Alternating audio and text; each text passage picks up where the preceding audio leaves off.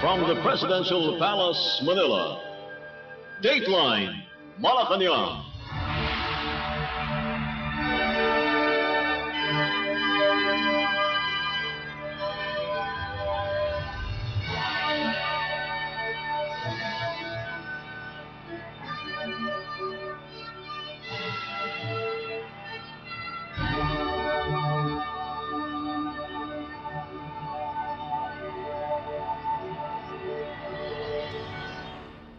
Good day. This is Dateline Malacañang. Philippine President Ferdinand R. Marcos Jr. on Tuesday addressed the 6th Indo-Pacific Business Forum, or IPBF, at the Shangri-La The Fort in Taguig City. Hosted by the United States Trade and Development Agency, or USTDA, in partnership with the Philippine government and U.S. Department of State, the forum is aimed at promoting trade, investment, export potential opportunities, and economic cooperation between the U.S. and its partners in the Indo-Pacific region. In his speech, the President said, the forum's success is quite significant as the inaugural IPBF Clean Economy Investor Forum will follow this coming June. This year's IPBF brings together more than 500 business leaders, project developers, government officials, industry experts, and other stakeholders across the region, with a virtual component for maximum regional participation. It will feature discussions, networking, and business matching to promote infrastructure investments in emerging Indo-Pacific economies, particularly in clean energy transition, emerging technologies and cybersecurity, supply chain and industrial value chain resilience, as well as health and food security. Let's listen to the speech of Philippine President Ferdinand R. Marcos Jr. It is an honor to address you today at the 6th Indo-Pacific Business Forum, a testament to our collective vision for a resilient and prosperous Indo-Pacific region. Through this economic framework, 14 partner nations have embarked on a transformative journey, aiming to foster sustainable and inclusive economic growth. This forum's success is particularly significant as it precedes the inaugural IPEF Clean Economy Investor Forum in Singapore this June. The key themes we are discussing today, clean energy, digital transformation, supply chain resilience, infrastructure, emerging technologies, are at the heart of the IPEF agenda.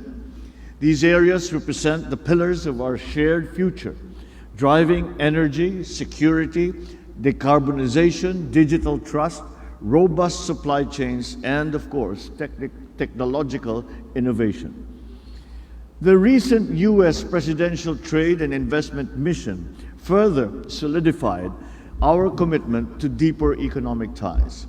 We sought greater participation in global value chains, increased foreign direct investment, and a sustained robust economic growth, recognizing that an economically strong Philippines will be a valuable ally in the region. The Philippines' co-hosting of the 6th IPBF reaffirms our dedication to stronger stakeholder engagement and to deeper economic ties that are worker-centered, sustainably driven, inclusive, and targeted towards meaningful economic activity for all our countries. This forum provides a platform to showcase our investment opportunities, economic potential, and ongoing development projects, solidifying our leadership role in the Indo-Pacific region. As the Philippines occupies a strategic position in the Indo-Pacific, we are leveraging our strategic geopolitical location, economic engagements, and participation in regional agreements. With this region accounting for over 1/3 of global economic activity, this presents immense opportunities for our nation. We are proud to be a major contributor With our GDP ranking amongst the fastest growing in the region, coupled with our burgeoning population and significant trading outputs. I am proud to share that our economic achievements have been outstanding in the last 2023. The Philippines' 5.5 GDP growth surpassed major economies in Asia based on the latest available data. Foreign direct investment continues to flow in, with 4 consecutive months of expansion. Our investment pledges have also soared, reflecting a healthy pipeline of inward FDI. Notably, IPEF partner countries play a significant role in our robust economic growth, contributing substantially to our FDI and other approved investments. Through these economic strengths, we aspire to transform the Philippine economy into a regional hub for smart and sustainable manufacturing and for services. On April 11, 2024, we discussed one of the most important collaborations amongst our IPEF partner countries, the Luzon Economic Corridor. Given Luzon, our northernmost and largest and most economically active island in the Philippines, given Luzon's critical status as a host of most of the Philippines' export manufacturing and high technology industries, upgrading infrastructure in this area is essential. These enhancements are crucial for empowering the workforce and facilitating the smooth flow of goods and services. We have earmarked key projects to spur growth in the Luzon Economic Corridor, creating strategic connections between Subic, Clark, and the Calabarzon region, a prime location for export manufacturing firms. These initiatives will enhance freight transport services, mobility, and access to key economic zones, ensuring business continuity and positioning the Philippines as a regional hub for agribusiness and logistics in the Asia Pacific. Our renewable energy potential, with over 491,821 megawatts from sources like geothermal, hydropower, solar, and wind, is ready to be harnessed. Recent amendments to our Renewable Energy Act allow 100% foreign ownership of our resources, making us an attractive destination for clean energy investments. We intend to tap this vast potential as we target to increase the share of renewables in our power generation mix from the current 22% to 50% by the year 2040. Since the COVID-19 pandemic and other socio-political concerns exposed the vulnerabilities of supply chains, we also emphasize the need for diversification and for resilience. As mentioned, we are focused on developing priority industries like electronics, semiconductors, critical minerals, and we want to attract investments that generate employment and strengthen our position in the global value chain. The Philippines is also embracing digital transformation with a government-led strategy to enhance digital infrastructure, connectivity, and business facilitation. With micro, small, and medium enterprises at the heart of the Philippine economy, and for that matter, at the heart of the economies in the Indo-Pacific, we equip them with necessary tools to become a sustainable business. We believe that Indo-Pacific investors have the potential to contribute significantly to the expansion of such businesses. The Philippines also offers a strategic location with a robust experience and record in the IT BPM competencies and a strong direction towards upgrading business process outsourcing into knowledge process outsourcing, such as market intelligence, business analytics, legal services, and AI, amongst others. Furthermore, the Philippines can serve as a platform for companies to access the more than 600 million strong Southeast Asian consumer market. Our proximity to these growing economies can allow them to enter other supply chains and be part of inter-country economic systems, creating more opportunities for collaboration and for partnership. Our Build Better More infrastructure program, encompassing 185 priority projects worth 9.5 trillion Philippine pesos, is set to transform our nation's infrastructure landscape. These projects contribute to our goal to be the next logistics hub in Asia. But achieving this requires a whole-of-nation approach, particularly private investments. Therefore, we invite foreign investors to participate in this endeavor through public-private partnerships, engineering procurement, and construction contract, and for feasibility studies as well. With the Public-Private Partnership Code, we have accelerated the delivery of critical projects, fostering economic growth and enhancing the quality of life for all Filipinos. This landmark legislation makes collaboration between the government and the private sector even more efficient. Additionally, the recent establishment of the Maharlika Investment Fund, our sovereign wealth fund, demonstrates our strong commitment to strategically invest in key sectors that will accelerate national development. This fund plays a vital role in financing critical infrastructure projects, stimulating economic growth, and generating long-term returns for the benefit of all Filipinos. By mobilizing resources and attracting private capital, the Maharlika Fund will be pivotal in our goal of creating more opportunities for future generations. Let us now talk about transportation. While we have not yet reached the point of seamless, smart transportation, we are not standing still either. We have a wide range of programs and projects underway, all aimed at making our transport systems more efficient and our cities smarter. At the heart of this effort is our national transport policy. This policy recognizes the crucial role that transportation plays in our socio-economic development. This is about enabling inclusive and sustainable growth and helping us achieve our broader national goals. Since this program requires a coordinated effort, agencies such as the Department of Public Works and Highways, the Department of Transportation, and the National Economic and Development Authority are working together to develop and implement transportation projects that truly meet the needs of the Filipino people and of the Philippine economy. We are investing in everything from roads and railways to ports to airports, all intending to create a transport network that is safe, efficient, and accessible to everyone. Such are the lessons learned from the pandemic. We are also embracing new technologies to make our transport systems smarter, more responsive to changing needs.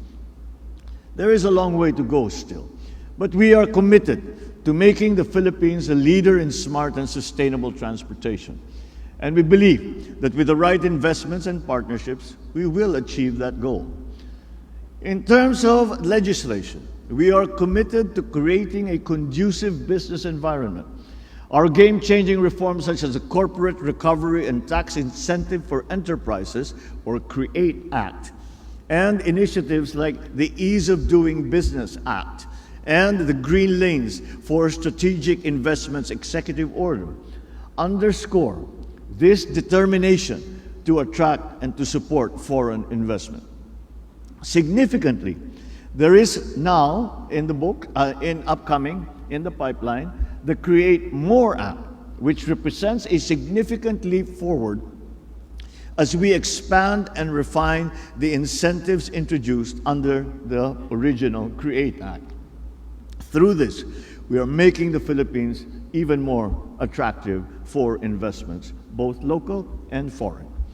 With Create More, we enhance the existing incentives by widening the range of eligible activities and providing greater flexibility in the application process. Additionally, it streamlines administrative procedures, reducing bureaucratic hurdles, making it easier for businesses to access such benefits. Through these reforms, we assure you that the Philippine government is fully committed to supporting and facilitating your business endeavors in our country. We extend our hand in partnership and stand ready to provide any assistance that you may require as you navigate the business landscape of the Philippines. And last but not least, we are also at the forefront of actively promoting the Philippines as a prime investment destination through strategic partnerships such as free trade agreements and the generalized system of preference, ensuring that investors in the Philippines benefit from such preferential market access. Through our ties with different countries, our nation enjoys access to various markets, including the ASEAN market, the Regional Comprehensive Economic Partnership, the Philippines-Japan Economic Partnership Agreement, amongst others. These agreements underscore our commitment to fostering economic growth and international cooperation. With RCEP, investors can access other markets from RCEP countries by manufacturing and exporting their products from the Philippines. It is important as well, not just to be physically in the right location, but also to have access to other markets by way of FTAs and other tools. The Philippines is one of the best countries when it comes to all of these. Allow me to wear my salesman's hat for a little bit. Before I end, I want to emphasize the Philippine economy is not only growing, but I should say it is also thriving. In fact, we are one of the fastest growing economies in the world. We are committed to fostering and continuing this momentum. We are continuing to formulate transformative reforms to ensure a conducive business environment, cultivate a skilled and competitive workforce to drive industrial transformation. Through these steadfast efforts, we are attracting foreign investments that are not only fueling our growth, but also broadening our economic base. As we forge international collaboration and trade agreements, we create stronger economic ties with nations across the globe.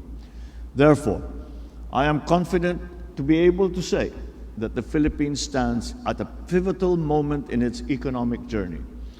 We remain at the forefront of ensuring collaboration, innovation, and a shared vision for a prosperous Indo-Pacific region.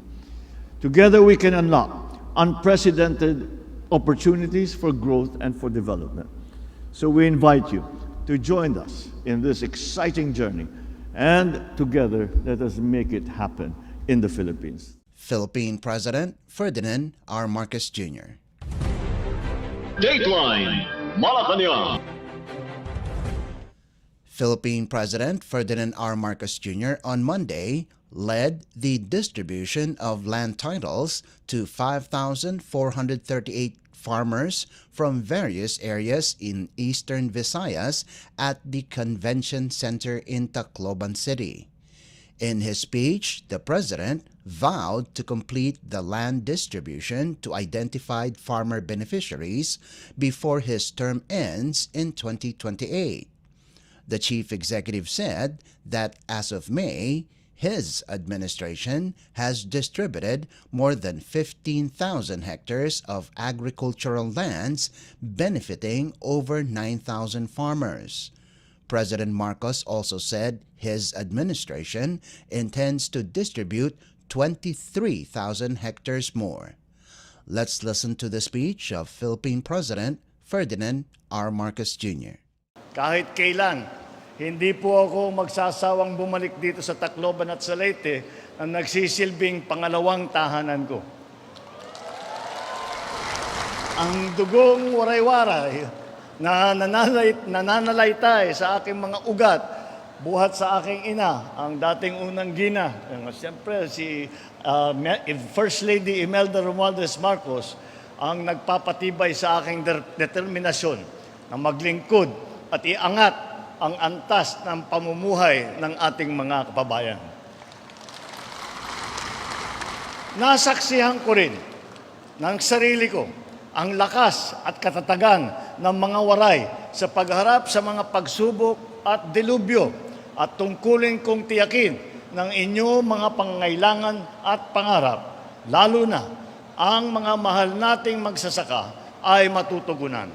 Kaya naman po, hangad ko na sa loob ng aking termino, lahat ng benepisyaryo ng reformang agraryo ay makakatanggap ng titulo ng kanilang sariling lupa. Tatapusin po natin ito sa susunod na 4 na taon. Alam naman po natin lahat na napakatagal na ninyong inantay ang lupang sakahan. Sinisiguro po ng administrasyon na ito na ang pagtupad sa pangako nating reformang agraryo sa buong bansa. Sa katunayan po, ngayong taon na ito ay nakapamahagi na ang Department of Agrarian Reform ng mahigit 15,000 hektarya ng lupa sa mahigit na 9,000 benepisyaryo sa buong bansa. Hangad natin na tapusin yan at makapagbigay ng higit sa 23,000 na hektarya na lupa bago pa matapos ang taon na ito. Kaya naman, inatasan ko at sinabihan ko ang Department of Agrarian Reform na pag-ibayuhin ang kanilang mga programa tulad ng Project Split o Support to Parcelization of Lands for Individual Titling upang maibigay na agad ang lupa sa lahat ng kwalipikadong benepisyaryo. Ito na po ang resulta ng aming ginagawa ni Secretary Estrella Sadar. Ngayong araw, ipapamahagi natin ang higit sa 5,000 titulo na sumasakop sa halos 8,000 hektarya na lupain para sa mga benepisyaryo dito sa Leyte, Biliran, Southern Leyte, Samar, Eastern Samar at Northern Samar. Para sa nakakarami sa inyo, ito ang katuparan ng inyong matagal ng pangarap. Ang pangarap na nakapangalan at nakarehistro na sa inyo ang titulo ng lupa na idineklara ng ilang dekada pa sa inyo na dapat alagaan at para sa inyong pagsaka.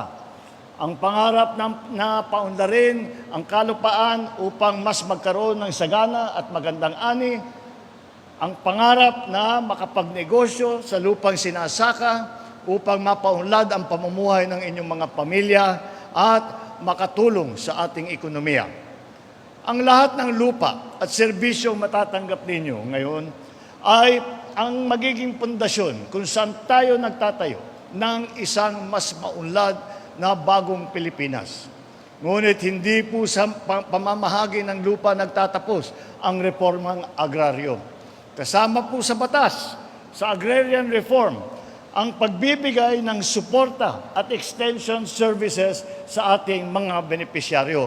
Kaya po, meron po tayo din mga representative na nasa labas na nakatanggap ng mga thresher, ng mga traktor at iba't ibang gamit, pati na yung kulungan ng manok para sa pagparami ng itlog at lahat ng iba't ibang gamit na aming binibigay. Dahil po, ang trabaho po ng Department of Agrarian Reform ay hindi lang magbigay ng titulo. Kung hindi, kapag nakapagbigay na nga ng titulo, ay tuloy pa rin ang parating na tulong na binibigay natin para makapagsimula ng mabuti ang ating mga naging benepisyaryo.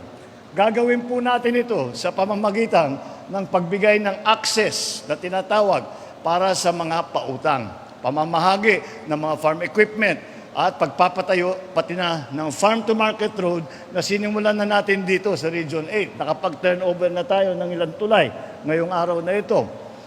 Una po dito, ang mga farm-to-market road na pinaglaanan natin ng higit sa 3 milyong piso na pondo upang mas mapabilis ang kalakalan ng mga produktong aanihin ninyo. Ilan lamang sa mga tinatapos na mga kalsada ang Kabarasan Dako San Agustin at San Agustin Kangumbang Farm to Market Road na parehong nasa Palo. Nariyan din ang ginagawang Barangay Kawayan Santo Niño at Crossing San Roque, Sitio Kulapniton Farm to Market Road na parehong nasa Tacloban City naman. Pag natapos na ito, ay siguradong lalago ang sektor ng agrikultura dito sa iba't ibang karatig ng probinsya. Pangalawa, ipinapatupad din natin ang PBBM bridges o pang-agraryong tulay para sa bagong bayanihan ng mga magsasaka. Sa ilalim ng programang ito, halos 80 milyong piso naman ang ating ilalaan para sa pagpatayo ng mga tulay sa Southern Leyte, sa Samar at sa Eastern Samar. Kabilang po rito sa mga PBBM bridges na ito, ang San Roque, Dayanog Bridge, Sigo Bridge, Baral 2 Bridge at Cambukol Bridge. Sa pamamagitan ng mga tulay na ito, masisigurong ligtas at mas mabilis na madadala ang mga ani at kalakal ng ating mga magsasaka sa merkado. Pangatlo, upang masolusyonan naman ang problema na hinaharap natin, na dinadanasan natin na pagtuyot sa El Nino, ay ang inyong sektor ay naglalaan tayo ng higit ng 71 milyong piso para sa mga proyektong irigasyon at patubig. Ilan sa mga ito ay natapos na tulad ng Kabibihan Small Irrigation Project sa Biliran, ang solar-powered pump scheme, at saka yung construction of irrigation facilities sa Katubig, Northern Samar, at ang patuloy na tinatapos na Himayangan Small Irrigation Project sa Southern Leyte. Pang-apat,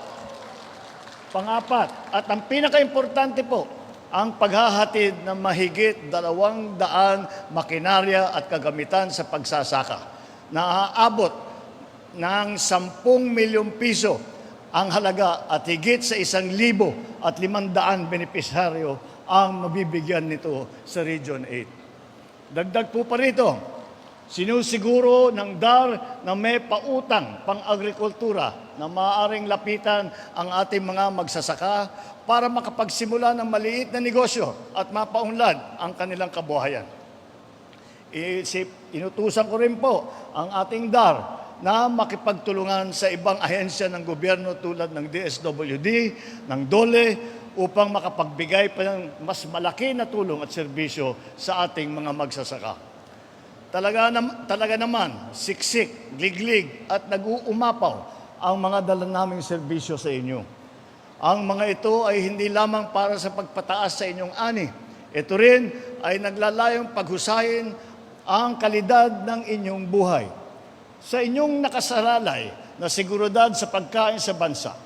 Dahil dito, nais kong ipabatid ang aking taus-pusong suporta sa inyong mga pagsisikap. Kayo ang tunay na mga bayani sa ating lupang pinagyaman ng inyong pawis at pagmamahal. Ang hiling lamang po namin ay alagaan naman ninyo, ang pagyamanin po ninyo ang mga binigay sa inyo ngayon. Alam po ninyo, ito ay malapit sa puso naming dalawa ni Secretary Conrad Estrella. Dahil po, ang nagsimula ng Agrarian Reform Program ay nagsimula yan isa sa una na ginawa ng aking ama nung siya'y umupo bilang Pangulo. At ang kasamahan naman niya na Secretary Conrado Estrella naman ay ang lolo ni Secretary Conrad Estrella. Kaya't naman ay sabi ko, nung kami napasok na sa pagpresidente at saka sa ginawa ko niya agad na sekretary, dahil sabi ko, kahiya-hiya naman. 30 taon na, lampas pa sa 30 taon na nag-aantay ang tao. Ito ang inutos sa atin ng mga ninuno natin. Kahiya-hiya naman na hindi natin matatapos. Ay napaka-importante nitong ating ginagawa.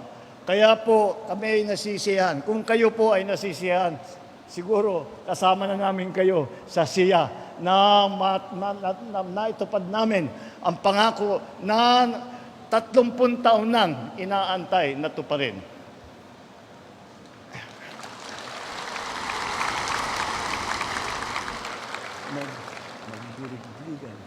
Kung magburigligay kita, mahimo na ton na mapadako ang kita han ato nga parag-uma o mawarang kaprobrehan ha ato mga kabaryuhan.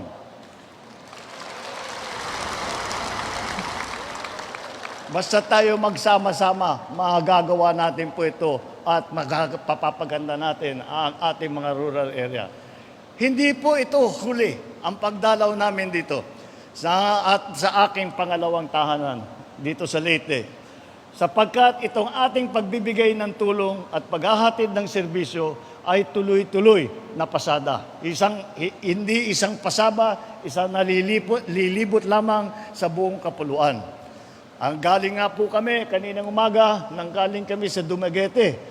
At ganito rin ang aming nagawa. Meron din kaming binigay ng mga titulo. Dahil iminabanali po namin, sinabay na namin yung Cebu, ano yung isa? At Siquijor. Tapos sabay na meron kaming television na nandun sila para kasama sila sa programa. Kaya yun pa ang aming ginagawa. At ay tuloy-tuloy po natin gagawin yan. Hindi po ito minsanan lamang. Kami po ay laging nandito na magsusuporta at nakikinig para malaman kung ano ang inyong mga hinain, kung ano ang inyong mga pangalan. Babalik po ako dito at magdadala pa ng mas maraming tulong. Kagaya po ng sabi ng ating kilala ng Nunggera, Eastern Visayas, I shall return. Philippine President Ferdinand R. Marcos Jr. Dateline Malacañang. Philippine President Ferdinand R. Marcos Jr. on Monday assured funds are available and plans for the rehabilitation of Samar and Leyte provinces continue after it was ravaged by Super Typhoon Yolanda in 2013. In an ambush interview in Tacloban City, the president said the country still has not fully recovered from the damages brought about by Yolanda. The chief executive said that in fact, the government is seriously putting its attention on its rehabilitation for the past 2 years, as 2 previous administrations have done nothing about it. President Marcos assured that funds are available whenever it is needed. Well, it's part of our continuing plan for the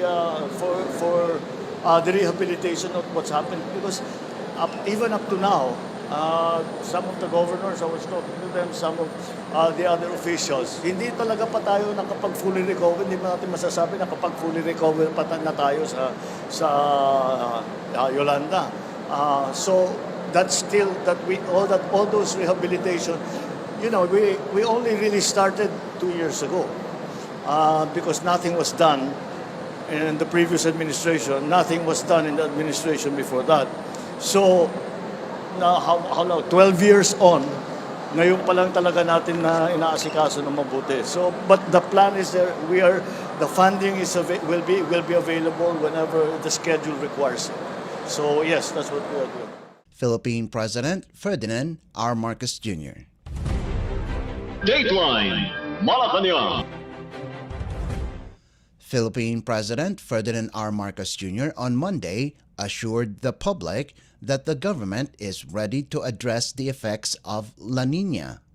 In an ambush interview in Tacloban City, after distributing 5,000 land titles to Agrarian Reform Beneficiaries or ARBs, the president said construction of long-term flood control projects is ongoing.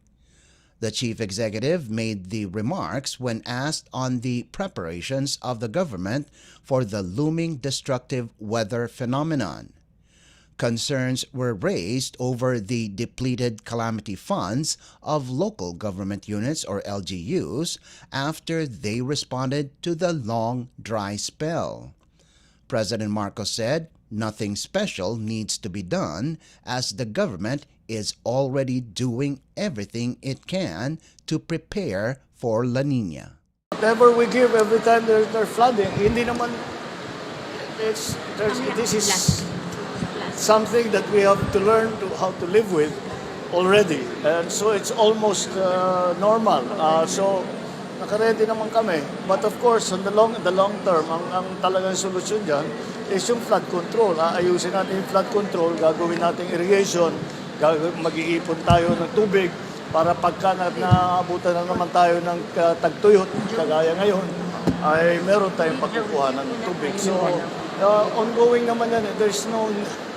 there's no need to do anything special. We are already doing everything that we can do to prepare for, well, another El Nino and the La Nina that we are anticipating will come. Philippine President Ferdinand R. Marcos Jr. Dateline Malacañang. Philippine President Ferdinand R. Marcos Jr. is one with the world in extending its deepest condolences to Iran over the death of its president Ebrahim Raisi and Foreign Minister Hossein Amir Abdollahian, along with 7 others in a helicopter crash. According to the president, the Filipino people is one in praying for the family, relatives, and close friends of the victims. Based on initial reports, approximately after 30 minutes when the helicopter carrying the 63-year-old leader and other Iranian officials took off when communication has been cut. This caused fears, and immediately search and rescue operations was deployed by the government of Iran to ascertain what happened to the helicopter carrying its president. President Raisi, Foreign Minister Abdollahian, and several other officials were found dead on Monday, a few hours after their helicopter reportedly crashed due to poor weather conditions. Dateline Malacañang. Philippine President Ferdinand R. Marcos Jr. said, expect that he will have activities outside of Metro Manila every week. During the distribution of agrarian land titles in Dumaguete City on Monday, the president underscored that being an effective leader, one must go to the places and face the people themselves, and that Malacañang should go to the people. According to the chief executive, how will he hear the complaints, problems, and condition of its citizens, as well as the state of government projects, if he is just staying in his office? President Marcos pointed out that the Filipino people themselves can say whenever a project in their area has been done on time or delayed. That's why the president wants to hear from the people themselves the situation or how the project is going, what is not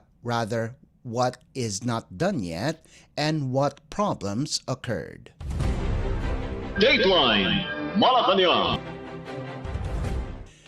Philippine President Ferdinand R. Marcos Jr. on Tuesday extended his support to the new leadership of the Senate as he banks on the legislative credentials of newly installed Senate President Francis Cheese Escudero. In a statement, the president expressed confidence that transformative laws aimed at achieving a common vision for a bagong Pilipinas or New Philippines will remain a priority under the leadership of Senate President Escudero. The chief executive also commended Senator Juan Miguel Zubiri for his outstanding performance as former Senate President. Senator Escudero formally took his oath of office on Monday, replacing Senator Zubiri. Senator Alan Peter Cayetano nominated Escudero as the new Senate President, which was affirmed by majority of the senators. Escudero took his oath as Senate President along with his wife, Hart Evangelista. In his speech after the oath-taking, Escudero assured that there will be no my team, your team, or separation in the Senate. The newly installed Senate President also thanked the majority of the Senate who trusted him to the task and asked guidance from former Senate President Zubiri. Dateline Malacañang. In other news, The Philippines National Security Council, or NSC, has ignored the latest threats of China that it will arrest any trespasser that enters its territory in the West Philippine Sea. In a television interview, NSC Assistant Director General Jonathan Malaya said, "The threats of China is just a scare tactic." Malaya explained that if the Philippines were to complain this to China, this would be like authorizing Beijing to its claim in the area. That's why it is best to just ignore it. Malaya called on fishermen and other civilians that sails the West Philippine Sea to continue with their normal activities. He emphasized that the Philippines has sovereign rights on the disputed waters based on international law and the interest of a rules-based international order. Dateline Malacañang. Philippine Department of National Defense or DND Secretary Gilberto Chodoro Jr., along with Senators Juan Miguel Zubiri, J.V. Ejercito, and Joel Villanueva, led the groundbreaking ceremony for a new barracks for the men of the Philippine Navy stationed in Pag-asa Island. In the visit of the Secretary and Senators in Pag-asa Island last week, they asked the troops and residents of the island on how they are doing and also inspected the facilities in the island. Secretary Chodoro emphasized the importance of protecting the Philippines' territories in the West Philippine Sea to benefit the next generation. Besides the new barracks, a new rural health unit is also scheduled to be built that includes a laboratory and a birthing center. According to the DND, the building of additional facilities in the island is a testament to the determination of the government to strengthen its presence in the West Philippine Sea by building infrastructures to support the needs of its residents and the country's soldiers. Dateline Malacañang. And finally, the Philippines Department of Migrant Workers, or DMW, reported that no Filipino or overseas Filipino worker, or OFW, was injured or hurt following the eruption of Mount Ibu in North Maluku Province in Indonesia. This was the statement of the DMW following their collaboration with the Migrant Workers Office in Singapore. According to reports from the Philippine Consulate General in Manado City, no foreign national was injured from Mount Ibu's eruption, which is located in the island of Halmahera since May 18th. Nevertheless, the DMW is closely coordinating with the Migrant Workers Office in Singapore and the Philippine Consulate in Manado to closely monitor the situation of the 550 Filipinos in the area. The volcanological survey of Indonesia has placed its highest alert level on Mount Ibu since May 16th due to its continuous eruption this month. Dateline Malacañang. Before we conclude our program, we would like to invite everyone to come and visit our Facebook page and YouTube channel at Radyo Pilipinas World Service. You will be able to hear and view our Filipino and English programs, including news updates here in the Philippines. Kindly subscribe, like, and share our posts as well. And that concludes this edition of Dateline Malacañang. For Radyo Pilipinas World Service, this is Leo Magpayo. Good day and stay safe. From the Presidential Palace, Manila, Dateline Malacañang.